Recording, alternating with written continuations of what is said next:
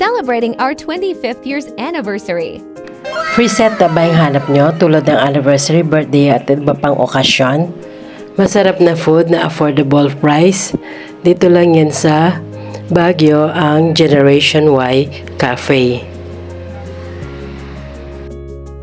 Dito nga pala yan sa Erie Y Building, 5th floor, Kiza Road, Baguio City. Open nga pala sila from 10 a.m. to 9 p.m. At ito na nga po, makinig na tayo sa taas. Very accessible naman yung place nila since na meron silang elevator. At tinanong na nga natin sa staff yung ating reservation. 2 days before pala, nagpa-reserve na tayo dito for only 1,000 pesos. Pwede ka na magpa-reserve.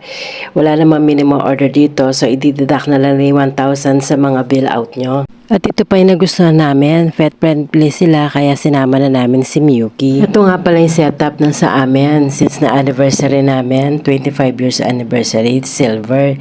Kayo na kasi balang message sa kanila kung ano design ang gusto nyo at kung ano ang motif nyo. Meron din nga palang nag-celebrate dito ng birthday na aming nadatnan at meron ding binyag. Pwede palang maglaro ang mga kikids habang hinihintay nyo yung order. Naglaro pala sila ng Domino's. Dekada na benda pala makikita mo dito sa kanilang cafe.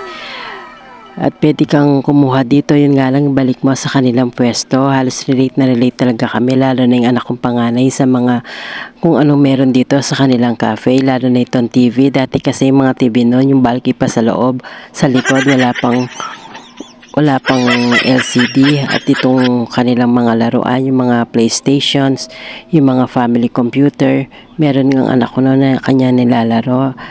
At itong kanilang rewinder at camera, relate na relate kami. Meron kasi kami noon at mahilig kaming mag-capture ng moment.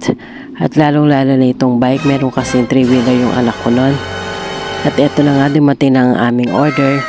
Nag-order nga pala kami ng kare-kare. Gusto ko kasing matikman yung kare-kare nila kung kamukha na yung lasa ng sa atin. At fried chicken. Nag-limited chicken pala at spare ribs yung asawa at anak ko. So kami, in-order namin yung chicken at yung kare-kare. Marami naman yung service nila, lalo na yung chicken, kaya yung may sobra pa, pinatake out na lang namin. Kumain kasi kami ng pasta bago kami pumunta dito. May pa-surprise cake pa lang anak ko at ang girlfriend niya. Ito na nga bilog namin yung cake at nagpapasalamat kami sa mga blessings na dumating sa amin. Lalo-lalo yung mga anak ko, isa sila sa mga blessings at mga trabaho sa araw-araw, sa mga pagta-travel namin. Thank you ka Lord sa lahat ng blessings, lalo na itong blessings na itong pagpunta namin sa Baguio, sa pagse-celebrate namin ng aming 25 years. Thank you nga pala sa pagkika nakakatin sa iyo Ruby.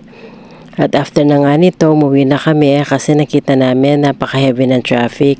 Sana nag-enjoy kayo sa aming video. Kung nag-enjoy kayo, please like, follow, and share. Thanks for watching. Have a good day.